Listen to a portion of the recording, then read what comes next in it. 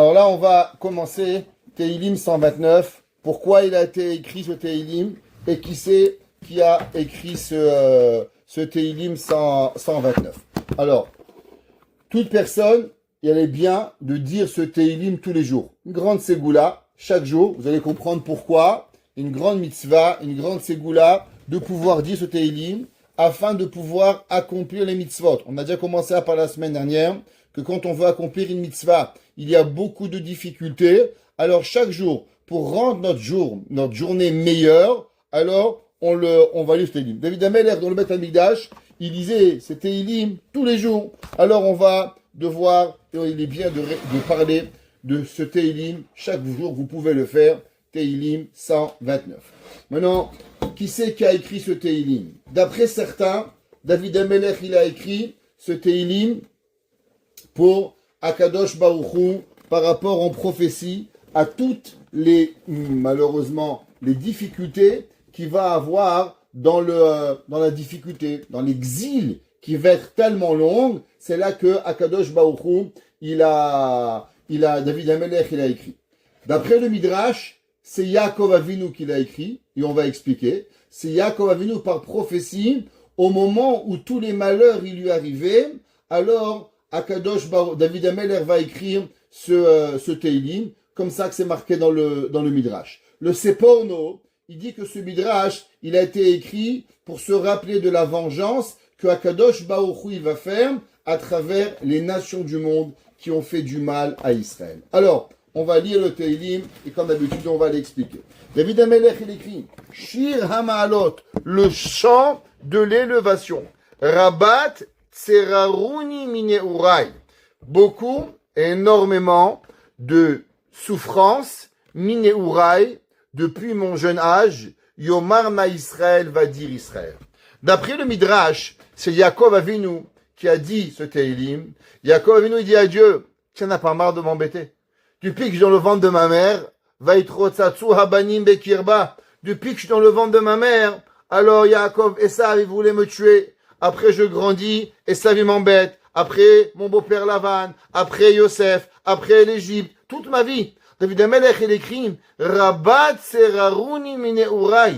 À combien je peux supporter la souffrance qui arrive dans le peuple juif? Ça, c'est ce que David Ameller, il a dit. Akadosh Baruch Hu, il a dit à David, David Ameller, c'est comme ça que tu parles? Moi, je te fais souffrir. Tu n'as pas honte si tu as encore envie. C'est que quelque part, la souffrance, elle n'est pas si pire. Parce que si la souffrance, elle serait tellement grave, alors malheureusement, tu serais déjà mort. David Ameller, il a dit, Dieu, tu as raison. Rabat, Seraruni Mineurai, Pasuk Bet. Elles ont été grandes, mes souffrances, Gam lo yachluli.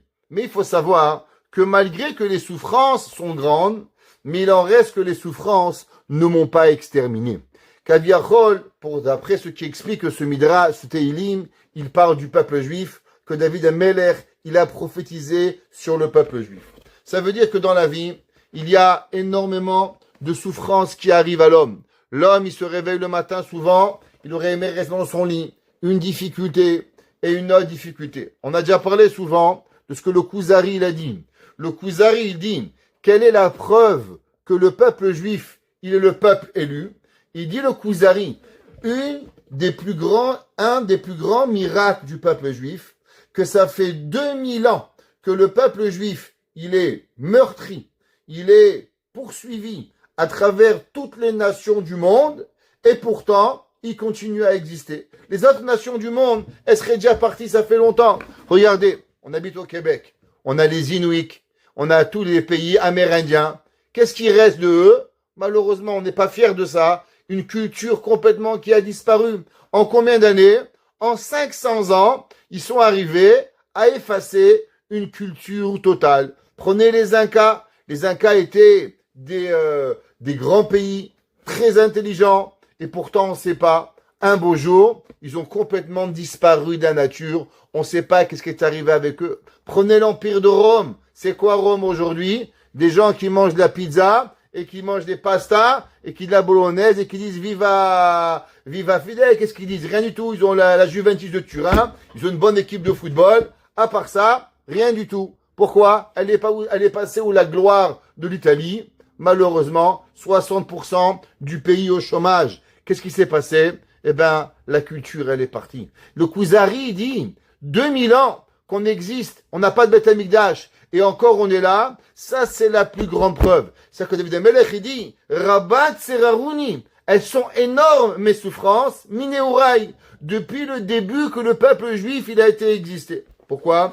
La Gemara dit, pourquoi ça s'appelle Har Sinai? Que veut dire le mot Sinai? La Gemara dit Sinai, Milachon Sina, haine. Que depuis le jour où on a reçu la Torah, alors la haine contre nous, elle est venue dans le monde. Avant, chaque pays pouvait vivre, chaque pays pouvait avancer. C'est qui le premier peuple qui a été haï gratuitement? C'est nous. Regardez, où est-ce qu'on a été haï? On est dans le désert. Dans le désert, qu'est-ce qu'il y a dans le désert? Rien. Des serpents, il y a du soleil, il y a du sable. Personne peut vivre dans le désert. Akadosh Baruch Hu, il nous a donné la Torah dans le désert. On a mangé de personne, on a mangé la manne, on a bu l'eau de Myriam, gratuit. On n'a rien demandé à personne. Je ne sais pas si vous avez déjà été dans le désert du Sinaï, mais je vous promets, allez-y. Vous tenez pas 48 heures, tellement il fait chaud, c'est impossible d'exister. Donc on n'a embêté personne. On n'a envahi aucun pays. On est sorti d'Égypte. Et pourtant, Amalek est venu nous attaquer. Il est venu Og, il est venu Sichon, tous les pays du monde. La Gemara dit, mais qu'est-ce qu'ils nous veulent? On n'était pas encore entré en Israël. Pourquoi les peuples nous ont attaqués? La réponse, elle est que Akadosh Baruch Hu, il a donné un message au peuple juif. Souvent, le peuple juif, il croit, ah, si on n'avait pas État d'Israël, peut-être que ça serait mieux. Ah, si on ferait pas du bruit dans la synagogue, ça serait mieux. Ah, si les rabbins n'avaient pas des longues barbes, ça serait mieux. Ah, si les chassidim n'avaient pas des streimels, alors ça serait mieux. Chacun, il a avec son idée. Souvent, les gens, ils m'appellent, monsieur le rabbin, vous pensez pas que c'est Chilul Hashem de marcher avec une barbe? Vous pensez pas que c'est Chilul Hashem une femme qui se couvre la tête? Vous pensez pas que c'est Chilul Hashem un chassid avec un streimel? Chacun avec son idée. Pourquoi c'est Chilul Hashem? Moi, je dis, vous avez rien compris. Regardez les Juifs dans le désert. Un endroit où personne les voyait. Personne les entendait. Ils ont mangé rien de personne. Ils ont bu rien de personne. Et pourtant, le monde entier les a attaqués. Quelle est la raison? La Gemara dit la raison, c'est pas parce qu'on s'habille, c'est pas parce qu'on mange, c'est pas parce qu'on boit, c'est parce qu'on existe. Parce que Akadosh Baruch Hu nous a choisis et nous a rendu le peuple élu à cause du fait que Dieu nous a choisis de devenir son peuple, les représentants du monde, et on devient la norme du monde, on devient la conscience du monde. Alors Yarda Sina la Olam. C'est pour ça que David Amelech il écrit Rabat Tseraruni Mineurai. Elle a été malheureusement la haine depuis notre enfance. Quand notre enfance, depuis le jour où on a reçu la Torah, alors Yarda Sina la Olam. Gam lo yachlulo li. Mais non, faut savoir que ça va pas arrêter. Il faut pas avoir peur. Un jour, un homme, il m'a dit, monsieur le rabbin, vous savez, en Amérique, d'après les calculs mathématiques, le peuple juif, en l'an 2100, il y aura plus de juifs. Vous devez faire quelque chose. Vous devez changer la religion.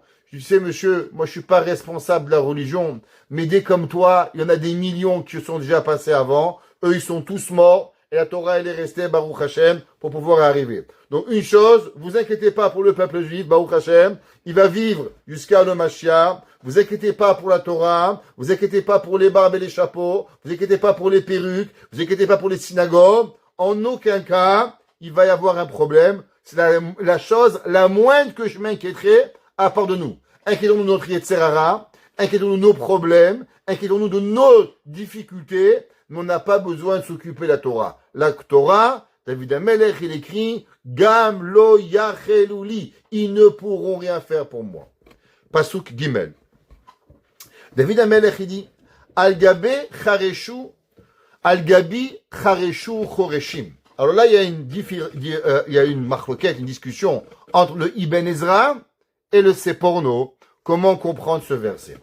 Alors, que veut dire Al-Gabi? Al-Gabi veut dire mon dos. David Amelech, il dit comme ça. D'après le Ibn Ezra, sur mon dos, ils m'ont labouré.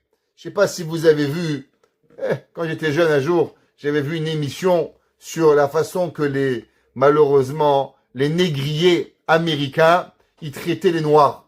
Ils les massacraient de coups, à coups de fouet, jusqu'à que leur dos, il avait malheureusement plus de chair, il était coupé, il n'y avait rien. Comme si qu'il était passé sur leur dos une laboureuse. David Amelech, il dit, Dieu préserve sur le dos du peuple juif, Al-Gabi, Chareshu Chorshim. Les gens, ils m'ont tellement fait souffrir que j'ai l'impression que mon dos, il est devenu un labourage. Ils m'ont labouré le dos avec une machine à labourer. Le Seporno, il apprend autrement. Tout le monde connaît l'histoire, la Gemara dans Masechet dans Masechet Makot, à la fin, il dit la chose suivante. Il y avait un jour, nos Hachamim, ils étaient à Jérusalem. Il y avait aussi Rabbi Akiba, Rabbi Tarfon, et ils ont vu un renard sortir du Kodesh à Kodashim. Et tous les rabbins se sont mis à pleurer. Ils lui ont dit pourquoi. Et Rabbi Akiba, il s'est mis à rigoler. Les rabbins, ils ont demandé à Rabbi Akiba, pourquoi tu rigoles? Et le Rabbi Akiba leur a répondu, pourquoi vous pleurez? Il a dit, pourquoi on pleure? À l'endroit où il y avait le Kodesh à Kodashim, un renard il sort. À l'époque du Beth Amikdash, si un homme y rentrait dans le Saint des Saints, il était mort sur place. Aujourd'hui, même un animal sauvage, il peut rentrer, il lui arrive rien. Comment je vais pas pleurer? Alors Rabbi Akiba, il leur a dit que ça, c'est en vérité la prophétie qui est écrite dans les Nevi'im, que Akadosh Baruch Hu, il a fait. La Gemara nous dit qu'il y avait un homme qui s'appelait Tournouzrou Poussaracha. Tournouzrou Poussaracha, il était malheureusement un homme d'une méchanceté terrible. Il a gagné la guerre et il a s'assuré que plus jamais la personne va se lever. La Gemara dit que Tournouzrou Poussaracha, après qu'il a détruit le temple, il a pris des machines à labourer et il a labouré tout le temple. Moi, j'ai jamais été de l'autre côté du temple, mais la Gemara a dit qu'il a tout cassé. Il n'a pas seulement gagné la guerre, il a tout cassé le temple. Pourquoi? Pour s'assurer que jamais le peuple juif, il va de nouveau reconstruire le Beth Amikdash. En un mot, il s'est dit, humainement, ça va jamais être possible. C'est vrai. Humainement, on va jamais reconstruire le temple. Comment le temple, il va venir? Akadosh Baruch Hu du ciel, il va nous le faire redescendre. On n'a pas besoin ni d'un humain, ni d'un ingénieur, ni de l'argent. Parce que je vous promets que si on a besoin d'argent, on aurait fait une quête 24 heures, on aurait ramassé 300 milliards de dollars. Baruch Hashem, il n'y a pas de problème d'argent chez les juifs. Ok? Mais, quand nous repousse à rachat, c'est ce qu'il a fait. David Amelech, il dit, Al-Gabi, Charshu Choreshim. Alors, ou bien on parle de la difficulté du dos des juifs, à combien le juif, il a supporté la souffrance à travers les millénaires, que notre dos, il est comme fouetté, comme malheureusement les esclaves en Amérique qui étaient frappés. Ou bien on parle du temple qu'il a été labouré par Tournouz Repousse Aracha. Et il dit que quoi? Ils ont continué leur sillon. Alors, en France, ceux qui connaissent la Marseillaise, on parle aussi des sillons. C'est quoi les sillons? Les sillons, c'est un long trait. David Amelech, il dit la chose suivante. Il dit généralement, quand tu vois un champ, il avance, et tu vois au milieu, il y a des petits traits. Pourquoi? Parce que le taureau, quand il fait un sillon, on travaille, on fait 1 kilomètre, on s'arrête, on fait un autre kilomètre, on s'arrête, et ainsi de suite. Pourquoi? Parce que sinon, le taureau, il va mourir de fatigue. Alors, on le laisse reposer à certains moments du travail, parce qu'il travaille dur. Alors, on le laisse se reposer. Vous savez, au Québec, il y a les plaines du Québec, je sais pas si vous savez, il y a des sillons qui font 50 kilomètres. Il y a des appareils, vous savez, ceux qui ont une fois, j'ai vu, dans les plaines du Québec, où on plante le blé, eh ben, ceux qui labourent les champs, ils ont deux maisons. Ils ont une maison à un endroit, et avec le camion, ils labourent une journée au complet. 50 kilomètres, ils dorment là-bas. Le lendemain, ils font l'inverse. 50 kilomètres. Il y a des sillons de 50 kilomètres. Vous imaginez ça? Après, je demande pourquoi le Canada, il a tellement de blé, tellement de maïs.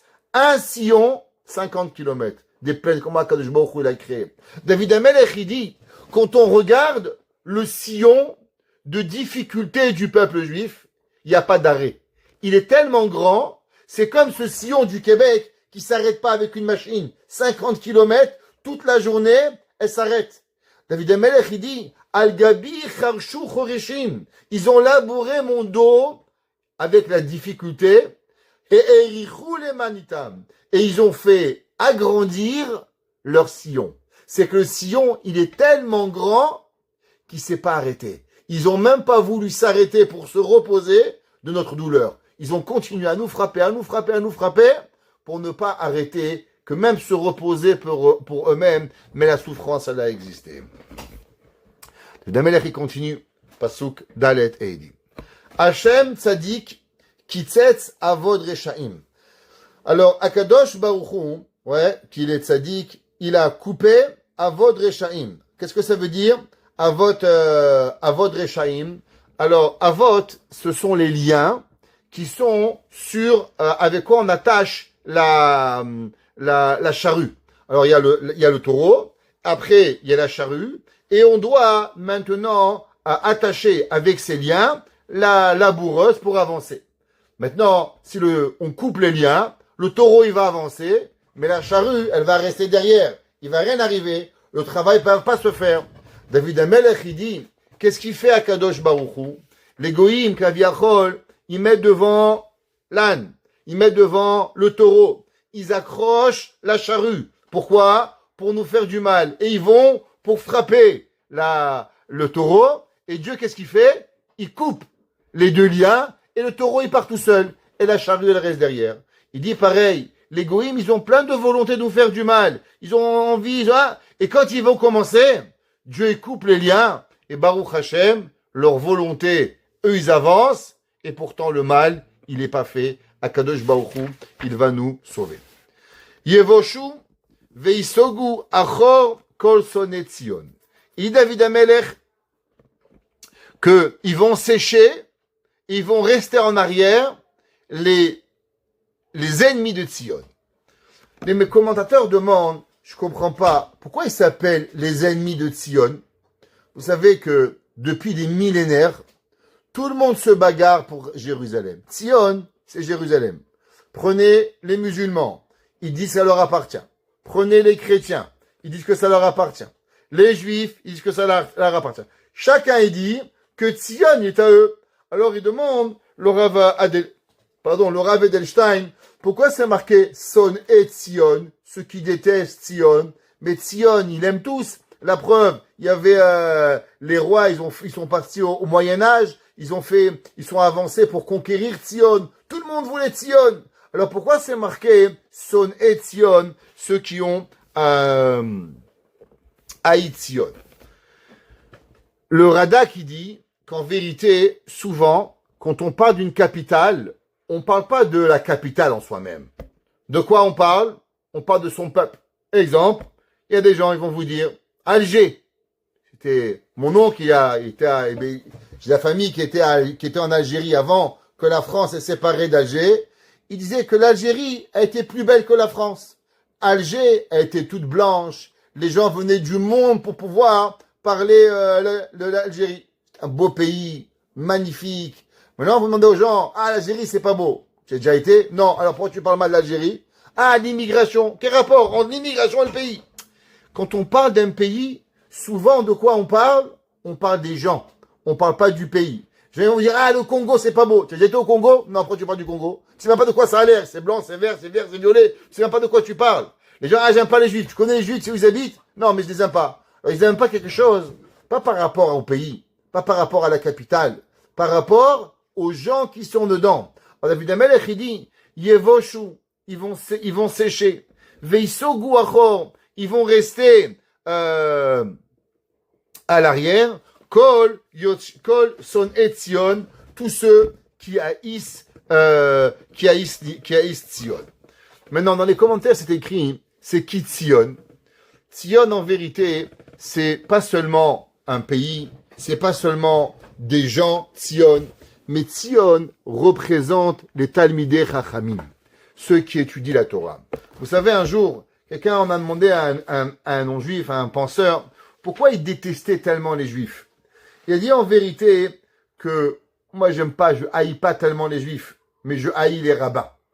La Gemara a dit qu'une personne qui n'aime pas les rabbins, il s'appelle un épicurien, un apicoros, et lui, barminan. Pourquoi il n'aime pas les rabbins? Il dit parce que les rabbins, ils ont la conscience. Qu'est-ce que c'est un rabbin? Un rabbin, par définition, il veut voler, il vole pas. Il veut manger, il mange pas. Il veut voir, il voit pas. Il veut parler, il parle pas. Qu'est-ce que c'est être rabbin? La connaissance. La connaissance s'appelle Google. Tu prends un dictionnaire, là-bas il y a la connaissance. C'est pas ça, un rabbin. La Gemara, elle dit que, vous savez, dans la Torah, c'est écrit, par exemple, qu'on doit, si un homme, il avait transgressé, autour de la Torah, un péché, il donnait 40 coups de bâton. La Gemara, elle dit, c'est pas 40 coups de bâton. Combien de coups il faut donner? 39 coups. Celui qui donne 40 coups, l'homme, il est mort, coupable de mort. La Torah, elle dit 40. La Gemara, elle dit, on va dire, c'est 39. La Gemara, elle dit, de là, on apprend. Kama tipshae hane bablaem. Combien ils sont bêtes, les Babyloniens. La Gemara dit pourquoi? Des kamé lifne sefer Torah. Ils voient une Torah, ils se lèvent. Mais lo kamé lifne tamid chachamim. Ils honorent pas les sages de la Torah. La Gemara dit pourquoi? Qui est plus grand? Le rabbin ou le sefer Torah? La Gemara dit le rabbin, il est plus grand. Dans la Torah, c'est marqué 40. Et pourtant, combien tu vas donner? 39. Et si tu donnes 40, qu'est-ce qui t'arrive? Tu es coupable de mort, tu as tué quelqu'un. La Gemara dit, Kama tipshay ane bablae. Alors, mes fachim, ils expliquent pourquoi le rabbin, il est plus grand que la Torah. Pourquoi? Parce qu'il a une plus belle barbe? Non. La réponse, elle est comme ça. La Torah, c'est un parchemin. Et dessus, il y a des lettres. Mais le parchemin, il ressent rien. Le parchemin, il a pas faim. Le parchemin, il a pas soif. Le parchemin, il a pas d'envie. Le parchemin, il est rien. C'est des lettres écrites. Qu'est-ce que c'est un Talmid Chacham? Un Talmid Chacham, c'est celui qui prend ces lettres de la Torah, il les met sur son cœur et il fait vivre la Torah à travers son cœur. Tout ce que la Torah dit, l'otinaf, l'otikzol, l'oteshaker, chaque lave de la Torah, il la met en application. Alors non seulement la Torah est écrite, mais elle est même vécue sur le cœur du Talmid Chacham, la Torah. Qu'est-ce que les nations du monde, ils n'aiment pas? Vous savez qu'est-ce qu'ils n'aiment pas les nations du monde? Pour eux, un homme, il a une envie, il doit l'accomplir. Ton père, il t'a frappé, tu frappes. Ton père était alcoolique, tu es alcoolique. Ton père, il viole, tu violes. Ton père, il vole, tu voles. Ça, la vie. Avoir la conscience de pouvoir se retenir.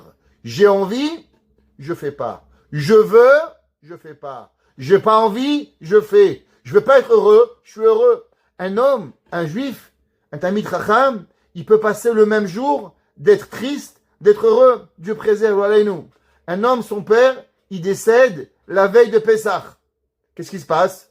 Il fait le deuil. Pessah, il rentre, comment il doit être? Heureux. Je comprends pas. Comment tu peux être heureux? Ton père, il est mort. La réponse, c'est pas moi qui choisis.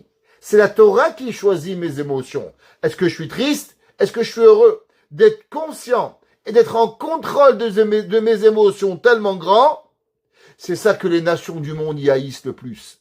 C'est pour ça qu'il dit le pasouk, que David Amelech, il écrit, Yevoshu, ils vont être séchés. Veisoguacho, ils vont rester à l'extérieur. Kol son etzion. Parce qu'en vérité, qui c'est qui déteste le plus? Ils détestent le plus les sages qui sont capables de pouvoir se contrôler à travers leurs émotions. Yehu kechatzir ganot shekadmat shalaf yavesh. Alors c'est un passouk un peu difficile et je vais expliquer.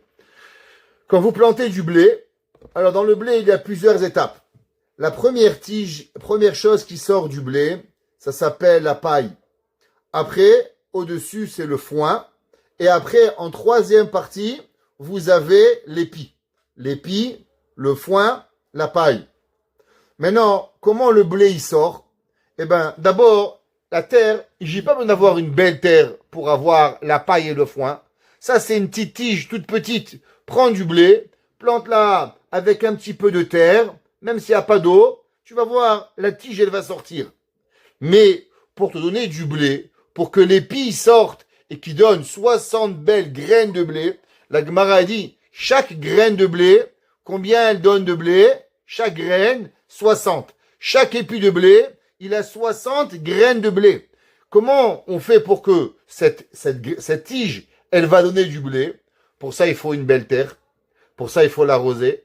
Pour ça, il faut du soleil, mais pas trop de soleil. Pour ça, il faut tout un environnement qui a besoin d'être promu pour cela. Ça pousse pas n'importe où. Alors, je vous demande une question. Si un homme, il plante du blé sur son toit, qu'est-ce qui va lui arriver? Il va avoir des tiges, mais il n'aura pas du blé. Pourquoi? Parce qu'il n'y a pas assez de terre. La terre, elle n'est pas labourée. La terre, elle va pas grandir. David Amelech, il dit, comment ils vont être les mécréants qui veulent du mal à Israël? Yihu kechatzir. Chatzir, c'est la tige sans blé et sans épis. Ganot. Comme si qu'elle a été poussée sur votre toit. Chez Kademat, Shalaf Yavesh, qu'elle a devancé le coupage qu'elle a séché. Pourquoi? Parce que généralement, qu'est-ce qu'on fait? On coupe l'épi, après on fait sécher la paille et le foin, et après ça, quand il est bien sec, on le coupe à la racine et on le donne à manger aux animaux. Il dit que l'épi qui pousse sur un toit, alors elle est sèche même avant de donner le blé. Pourquoi? Parce qu'elle n'a pas de terre. Pareil, les méchants et les mécréants d'Israël, Akadosh Baruch Hu, il va les rendre comme ces épis qui sont ni épis, ni graines, ni rien. Ils seront secs même avant d'être coupés. Ils n'auront pas de vie et ils vont mourir avec eux-mêmes. Shelo mile kapo kotzer vechineno me'amer. Alors, encore une fois, de quoi on parle ici? Généralement, comment on coupe du blé? Je ne sais pas si vous avez déjà coupé du blé. Alors, il y a deux façons. Il y a la faux et il y a la... J'ai oublié le nom. Comment ça s'appelle en français? Ceux qui savent, c'est la petite là qui marche. Alors, comment ce qu'il avait Astérix là, hein? Ouais, pour la grande culture générale. D'accord? Alors, la faux, c'est la grande. Ils avaient la petite. Alors, on prenait le blé. Hein? La serpe. Ouais, c'est ça, la serpe. Exactement. Alors, ça s'appelle en hébreu ma'agal. Alors, on la prenait dans la main, on prenait du blé dans sa main comme ça, et on coupait. D'accord? Donc, on attrapait à sa main, il y avait plein de blé, on remplait sa poignée de blé, on prenait sa serpe, et on coupait pour pouvoir y arriver. C'est comme ça qu'on coupait le blé. D'accord? David Amelech, il dit, c'est que les nations du monde seront tellement infimes, chez l'homme il est capot, qu'il ne va même pas avoir assez de blé pour pouvoir remplir sa main. Capot, c'est la paume de la main. Alors, chez l'homme, il est capot, kotser, qui va pas pouvoir remplir sa main, celui qui va couper le blé, vechitseno mais amer, et il pourra même pas faire un tas. Alors, ceux qui ont appris les lois de Shabbat, vous avez appris la melacha de Me'amer. C'est quoi Me'amer? Quand vous prenez des fagots de bois et vous les mettez ensemble, c'est melacha de Me'amer. Pareil, si vous prenez du blé et vous faites un bundle de blé, c'est la melacha de Me'amer. Pour pouvoir une botte de blé, c'est la melacha de Me'amer. David Amelech, il dit qu'on aura tellement, les goïms seront tellement petits qu'il n'y aura rien du tout. Les commentateurs, ils disent, alors pourquoi il y a un kotser? Pourquoi il y a besoin d'un coupeur, d'un glaneur, s'il n'y a pas de blé? Il dit parce que des fois, il n'y a pas de blé, mais il va quand même dans le champ pour en couper un ou deux. Il dit le goy, même s'il sait qu'il va pas réussir à tuer tous les juifs, mais s'il peut encore en tuer un ou deux à droite, à gauche, malheureusement, il va aller. C'est pour ça que chez l'homme, il est capot. Il pourra pas prendre toute sa main. Kotser, le glaneur, vechitzeno me'amer. Il y avait un jour un rave qui a demandé la question suivante. Vous savez, la Torah, elle a comparé le peuple juif à deux choses. Aux étoiles et au sable. Il a demandé, les étoiles, je comprends. C'est tellement beau, les étoiles. Je sais pas si vous êtes comme moi, mais des fois, quand on va en Floride, ou je sais pas si vous avez déjà été à Boston. Si vous allez à Boston un jour, c'est l'endroit le plus beau, quand vous allez descendre sur Hyannis, là-bas, Cape Cod, vous avez là-bas le défilé des étoiles filantes. Je vous dis, si un jour vous y allez, c'est magnifique. Vous regardez le ciel, à la mer, les étoiles, magnifiques, les étoiles filantes qui passent de gauche en été. C'est vraiment un spectacle d'être là-bas. Je t'abarre chez Molad. Et même des brachot que l'on fait quand on voit une étoile filante. Baruch Hosema, c'est Bereshit, on doit remercier Akadosh Baruch. Alors, qu'on est comparé aux étoiles, je comprends? Il y a 46 milliards de trilliards d'étoiles, d'après la NASA. Je peux comprendre qu'on a été comparé. Mais le sable, ça vaut rien du tout, le sable. Le sable, c'est rien, il y en a des milliards. C'est vrai, mais ça n'a aucune valeur. Pourquoi la Torah, elle nous a comparé au sable? Il y a plein d'explications. Une des explications, vous savez, vous avez déjà été à la mer, vous prenez votre main, vous la mettez dans le sable, et vous la mettez comme ça, et vous prenez une grosse poignée de sable. Et vous êtes sûr, vous avez pris 1 kilo de sable. Pourtant, quand vous ouvrez la main, qu'est-ce que vous avez pris? Merken Shwalo. Tout est parti. Tout part à travers les doigts, tout s'en va. Qu'est-ce que vous avez? Quelques grains de sable. Chachamim, ils disent pareil. Les nations, ils vont vouloir nous prendre comme une main comme ça. Ils disent, ça y est, on l'a eu, on l'a eu, on l'a eu. Et ils ouvrent la main. Et quand ils ouvrent la main, qu'est-ce qu'ils ont vu? Que quelques petits juifs qui restent. Mais tout le reste, Hachem, il a fait, qui sont partis de tous les côtés. Pareil, David Amelech. Il dit, chez l'homme, il est capot. Ils n'ont pas rempli leur paume de la main. Vechitzeno me amer. Ils n'ont même pas été capables de faire un bundle, de faire un comment on appelle ça, une botte de foin pour pouvoir y arriver. Sur ce verset, il y a 3 explications que je vais vous donner ce soir. Velo amru haovrim birkat Hashem. Alors, ceux qui connaissent, ce soir j'ai appris une question qui est dans ma tête depuis 5 ans, 40 ans. 40 ans, plus dans ma tête, cette question. Baruch Hashem, ce soir, je trouvais la réponse. Je tabarre chez Molahad, que Dieu m'a donné à trouver cette réponse. Tout le monde connaît l'histoire de Ruth à Moabite, Migilad Ruth. Ruth a été une convertie, a été mariée avec Machlon, et Machlon il est mort, et sa belle-mère, Naomi, elle a dit à elle et à sa sœur, Naomi, Ruth et Orpa, repartez à la maison, et Orpa, elle est partie, elle va avoir un fils qui va s'appeler Goliath.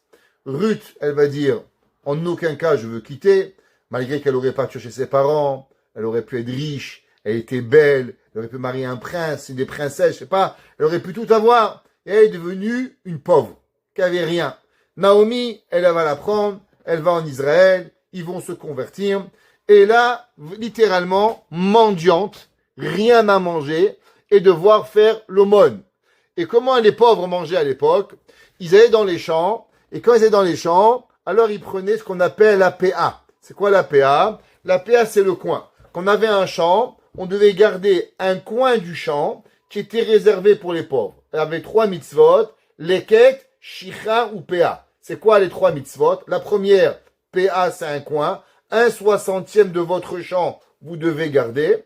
Leket, c'est quand vous coupez, s'il reste une tige, vous ne pouvez pas la récupérer. Shicha, si vous avez coupé et elle est posée par terre, vous devez la laisser. La Torah nous dit qu'elle va, pas par hasard, mais Dieu va tout faire pour qu'elle tombe dans le champ d'un homme qui s'appelle Boaz.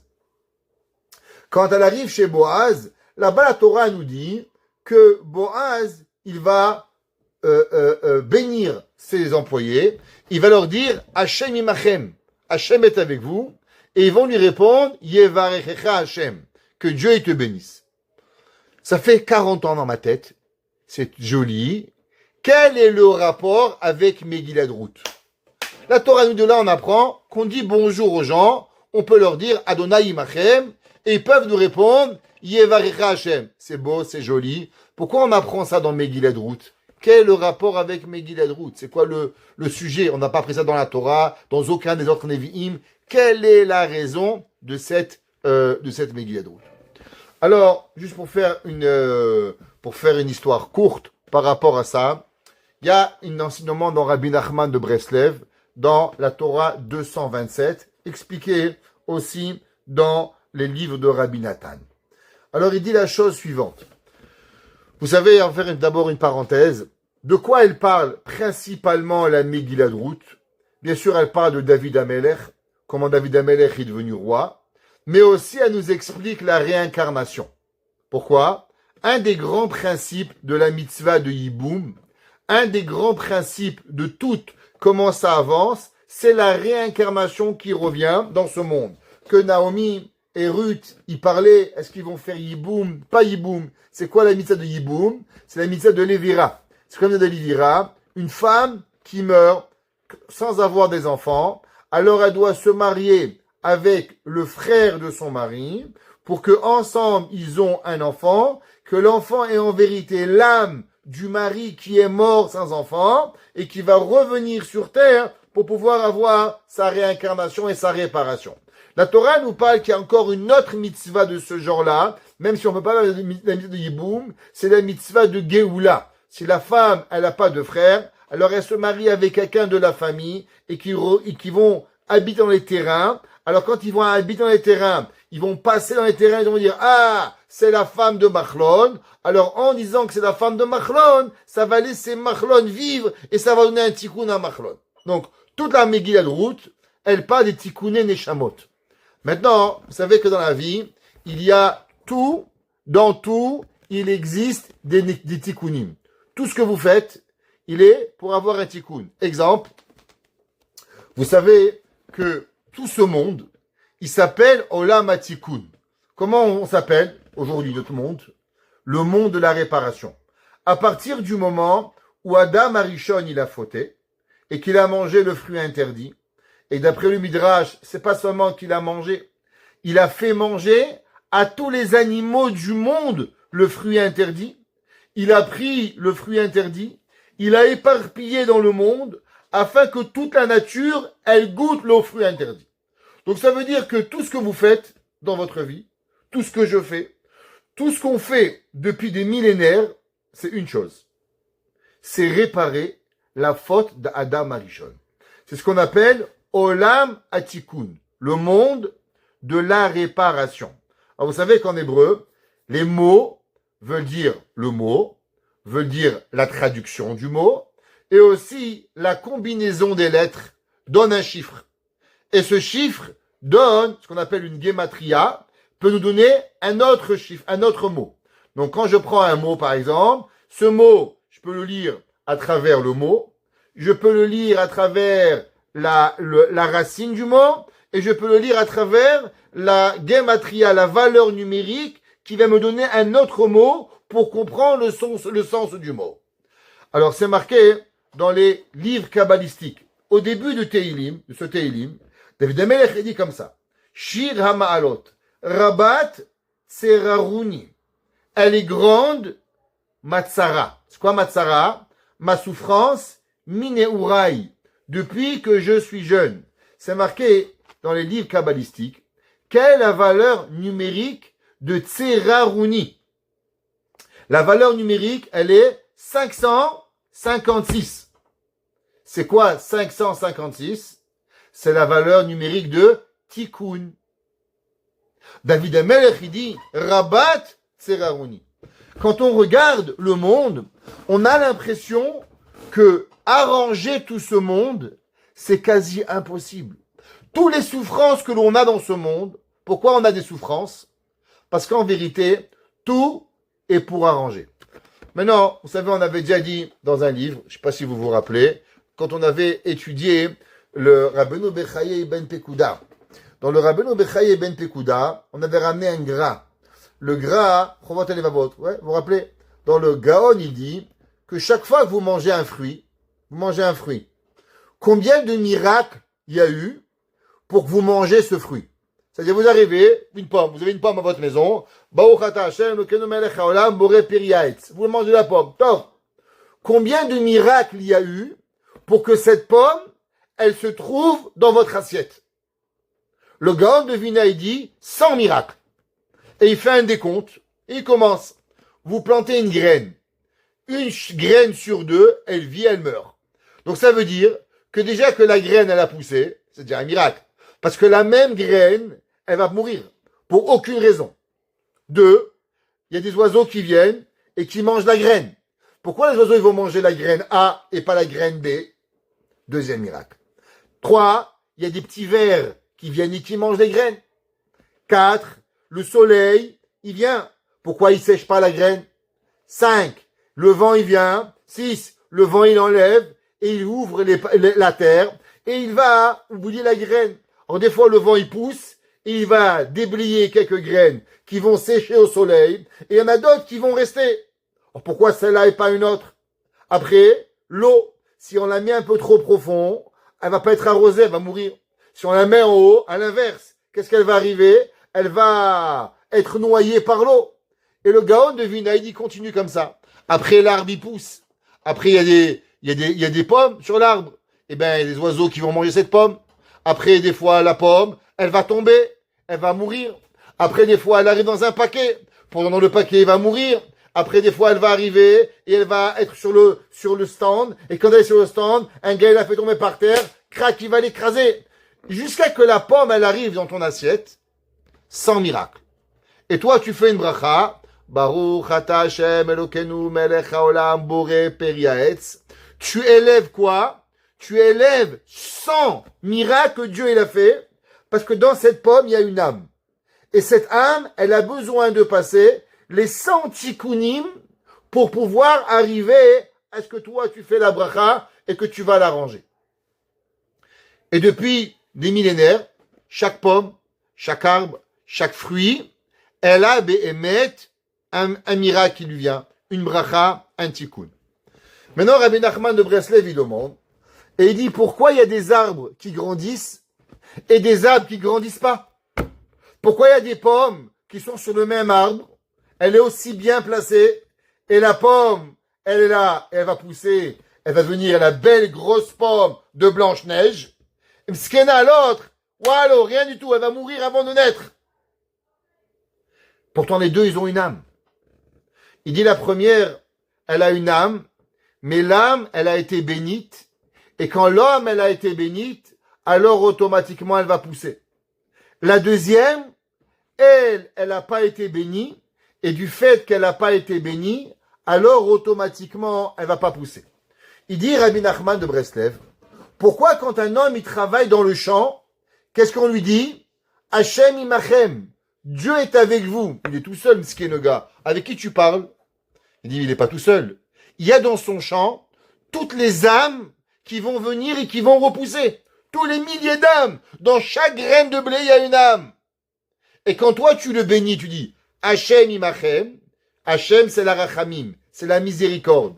Tu amènes dans le champ, tu lui amènes la bracha qui va venir bénir tous les âmes. Et quand il va bénir tous les âmes, alors automatiquement maintenant, chaque fruit, chaque pomme, chaque raisin, chaque graine de blé, elle va grandir. Lui, qu'est-ce qu'il te répond? Yevarecha Hashem.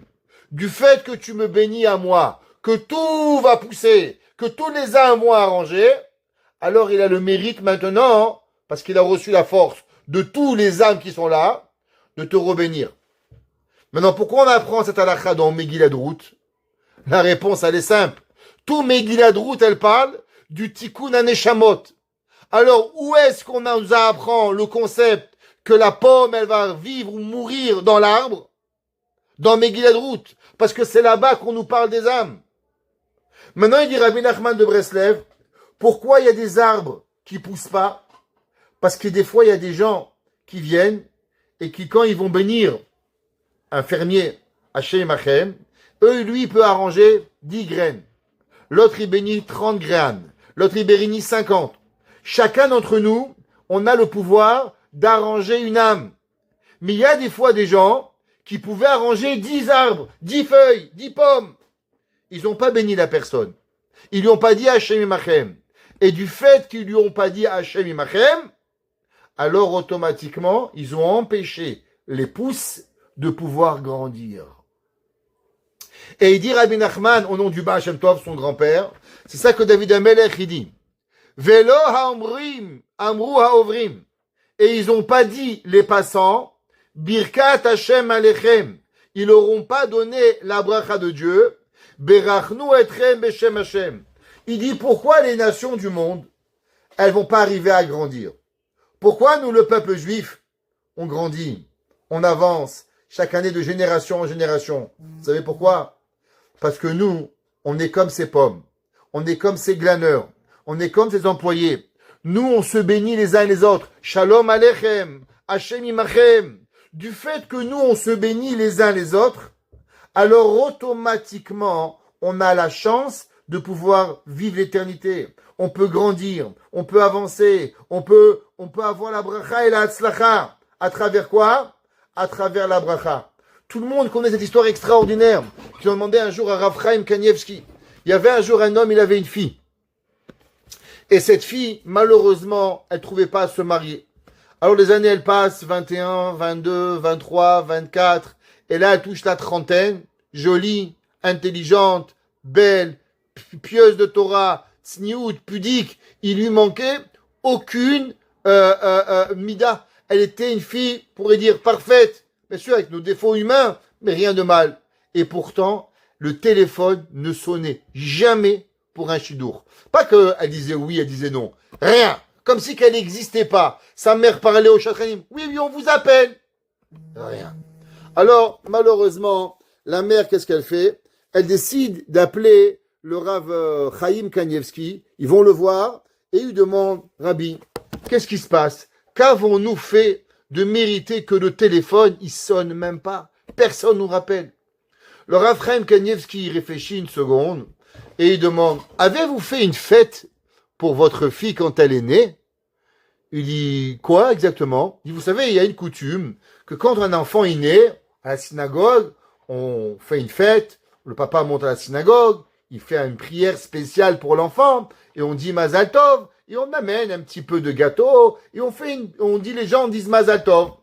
Le papa, il réfléchit, il dit, vous savez, elle était née la veille de Pessah, alors la synagogue voulait pas trop qu'on amène des gâteaux à la synagogue, on n'a jamais rien fait.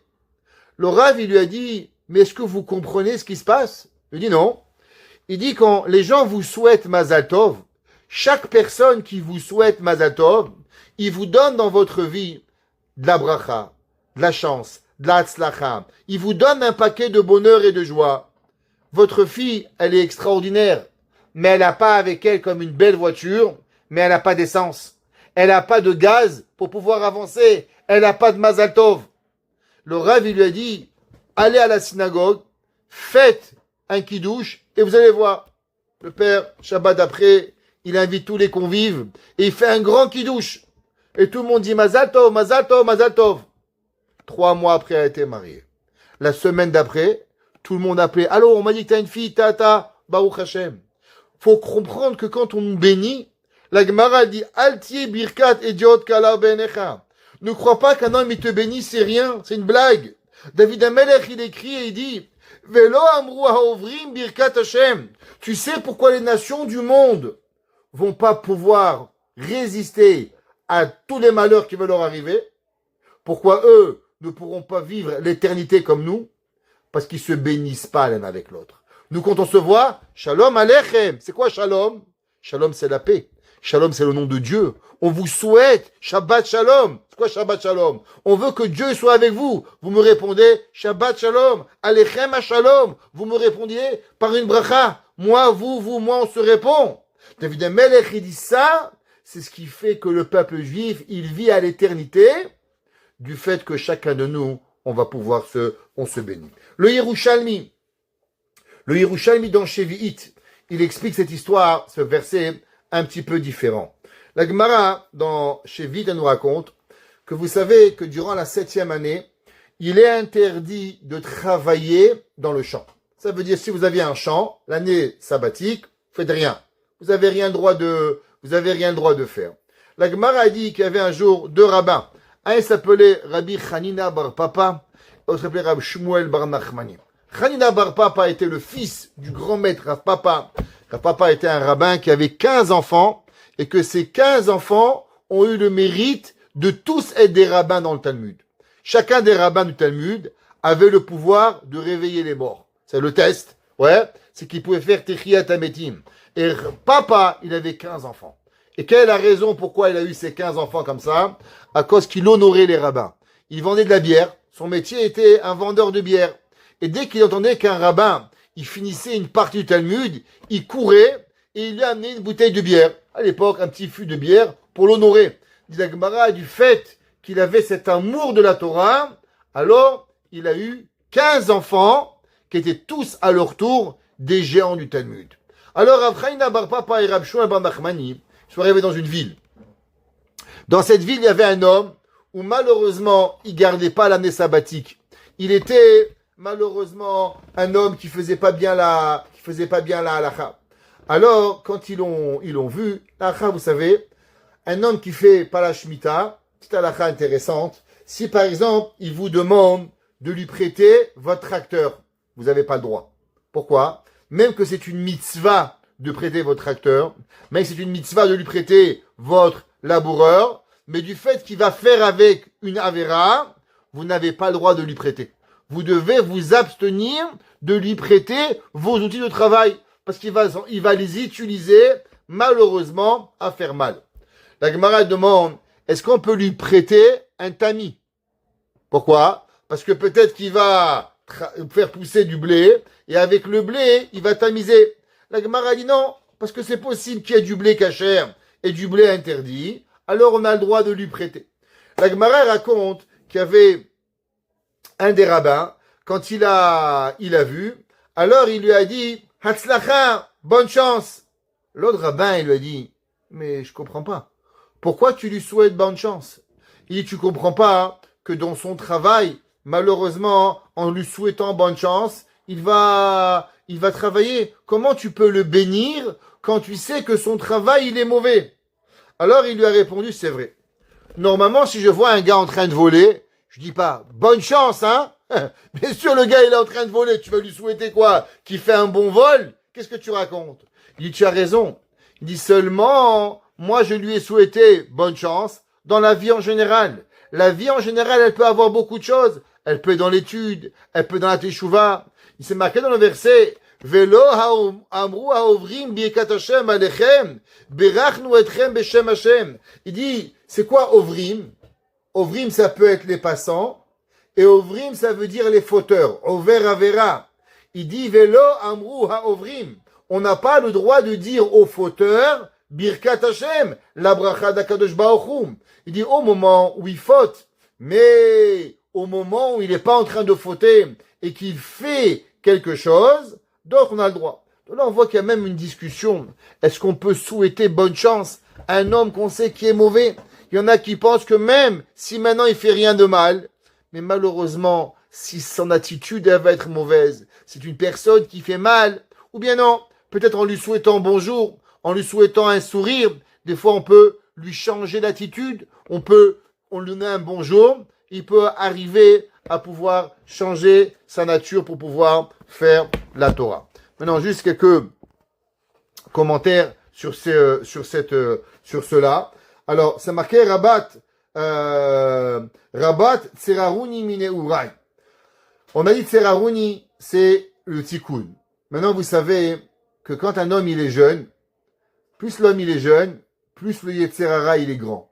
Par exemple, un homme de 100 ans, il n'a plus envie de voler, il n'a plus envie de courir.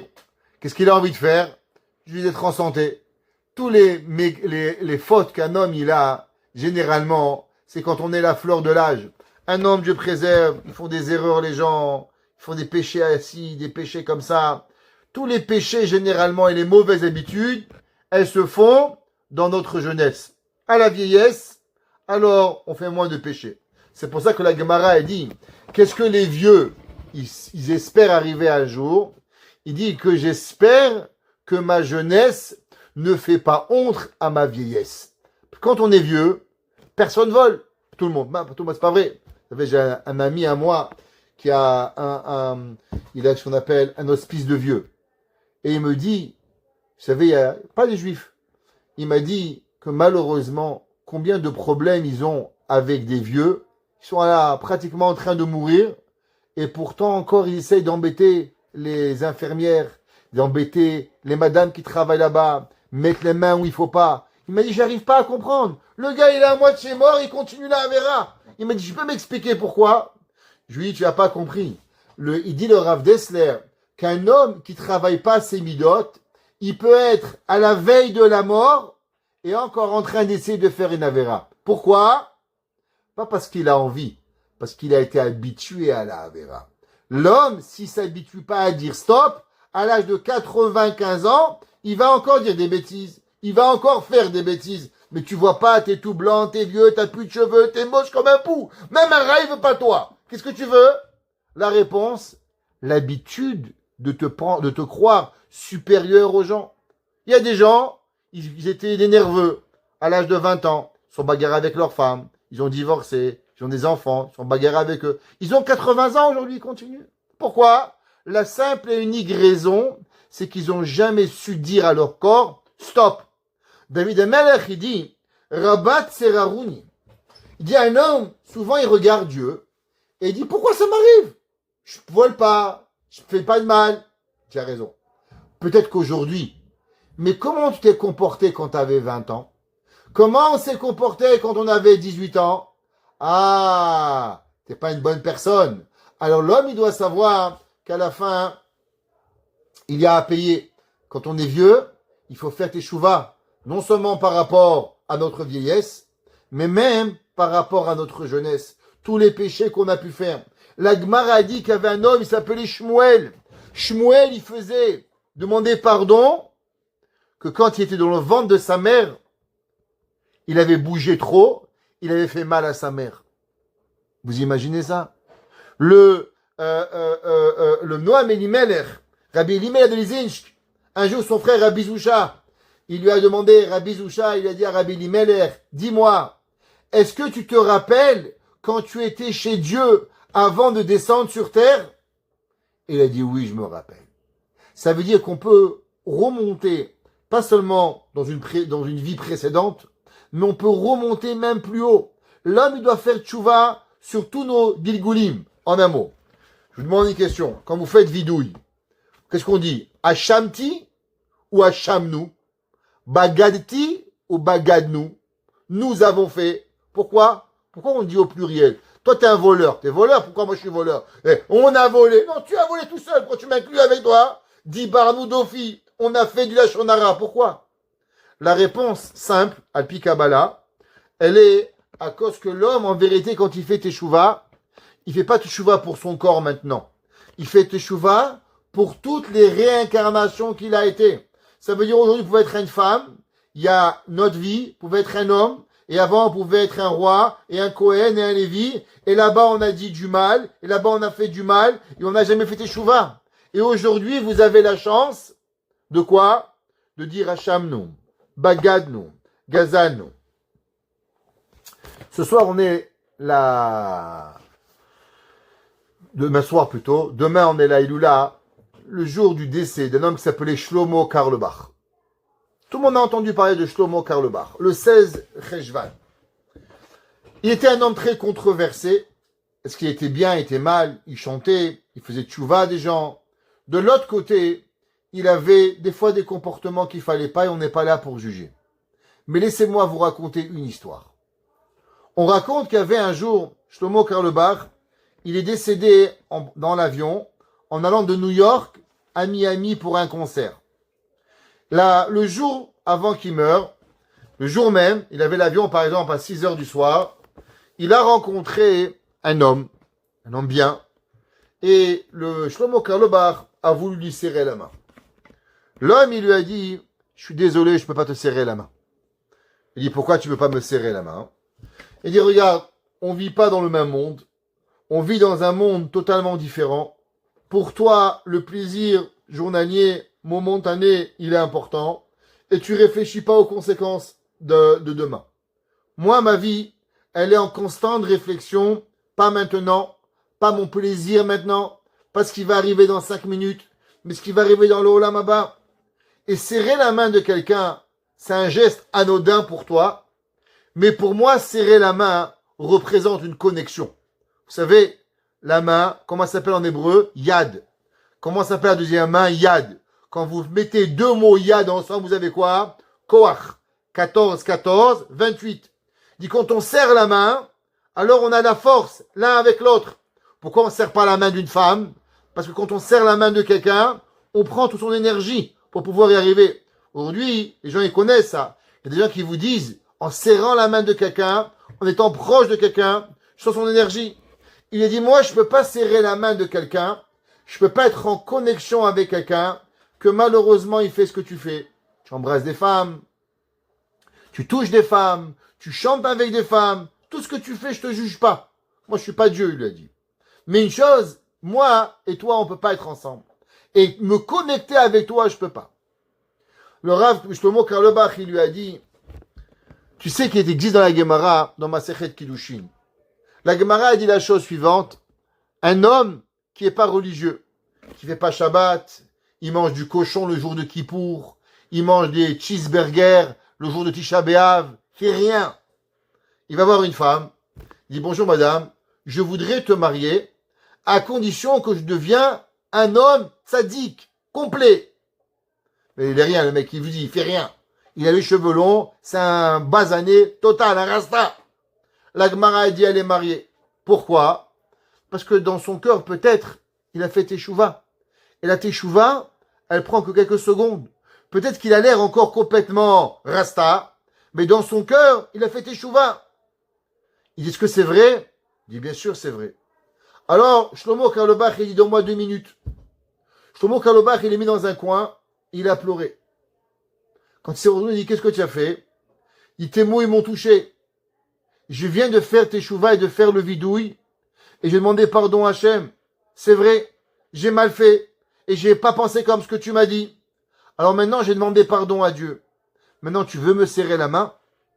Et l'homme me dit, bien sûr. Maintenant que tu as fait teshuva, alors je te serre la main. Et il lui a serré la main. De là, Shlomo Karlebach, il est parti à l'aéroport, il est monté dans un avion, il est mort. Il est mort 1 heure après avoir fait le vidouille. Vous imaginez ça? Un homme, il dit à Shamnou, Baganou, Gazanou, c'est ce qui va lui arriver dans 5 minutes. Tu peux mourir dans 10 minutes, c'est pas ce qui t'arrive. Un gars, il va au travail, il mange un steak, il sort, il se fait renvoyer par une voiture, il est mort. On sait pas ce qui nous arrive. On sait pas pourquoi on le dit. On dit pas par rapport à moi maintenant. On parle pas tous les neshamot, Hashamnou, Baganou, Gazanou, toutes les personnes qui sont avec moi, on arrive.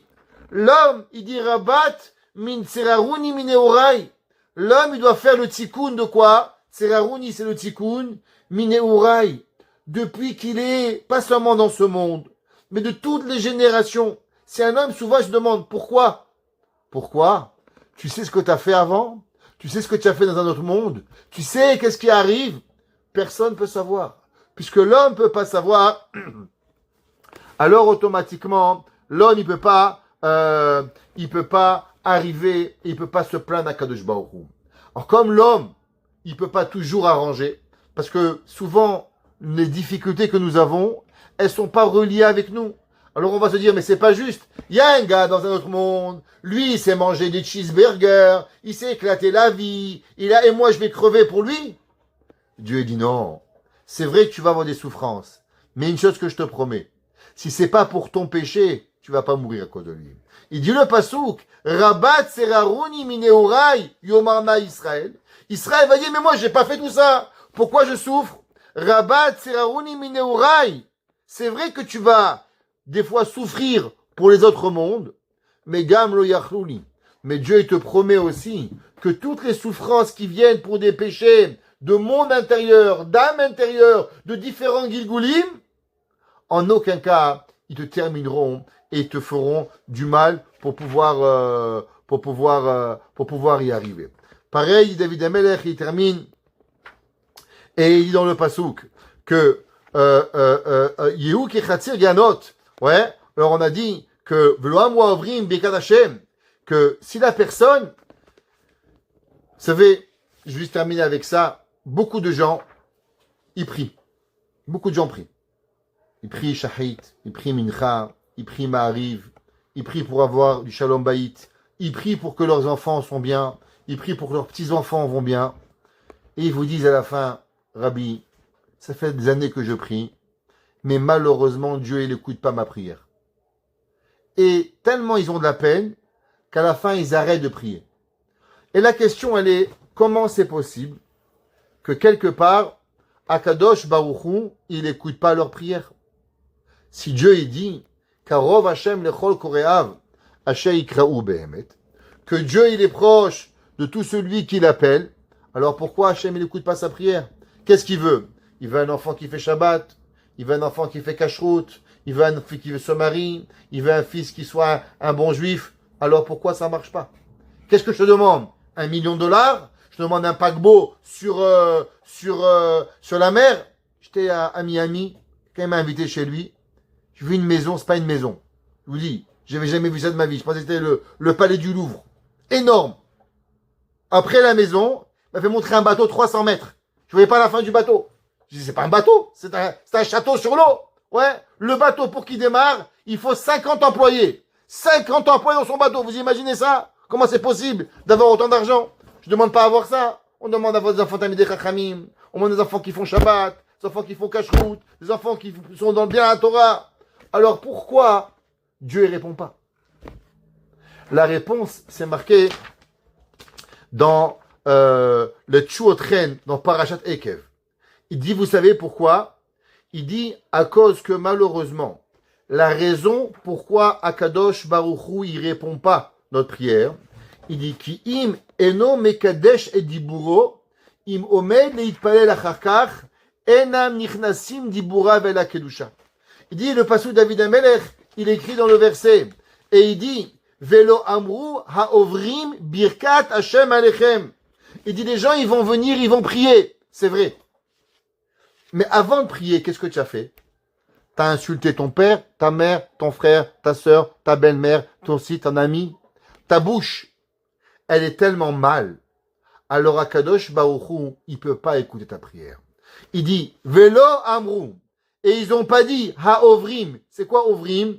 Ceux qui passent. De quoi on parle? Ceux qui passent pour pouvoir birkat Hashem, prier Hashem, Hashem alechem, berachnu etchem beshem Hashem. Il dit ceux que malheureusement leur bouche, elle n'est pas propre. Ils font pas attention à ce qu'ils disent. Sainteté, parlez aux gens, faites-leur des brachot, dites-leur des bonnes choses, alors automatiquement, ils vont pouvoir arriver à prier. Vous savez, la Gemara, dans ma Sechet Brachot, elle dit, pourquoi on doit dire Ashrei Yoshve Vetecha avant de faire la Shmona Esrei? Pourquoi à Mincha, on commence par Ashrei? Pourquoi on ne dit pas juste Hashem Sefatay Tiftar? Pourquoi on a commencé par Ashrei? La Gemara dit parce qu'un homme, il tellement des bêtises, il peut pas finir de dire un gros mot au téléphone et faire Hashem Sefatay Tiftar. Quelle prière? Alors pour qu'au moins, il a fait un arrêt et qu'avant de prier, il dit Ashrei Yoshve Vetecha, Odia Eluchasela, Tilale David, Poter Chetedecho Mazbecho Cheratson. Au moins que sa bouche, elle a dit quelques mots de prière corrects pour pouvoir entamer par la suite avec Hashem Sefatay Tiftar Kofi Geter. D'après cela, même les femmes, ce qu'elles font mincha, elles disent, ouais, rabbin, j'ai pas le temps de faire Ashrei. Je dis, c'est vrai. Mais si déjà tu pries, prends encore une minute de dire un mot, un teilim avant, parce que souvent tu es en train de faire je sais pas quoi, et là tu commences à prier, et malheureusement ta prière elle va pas être répondue.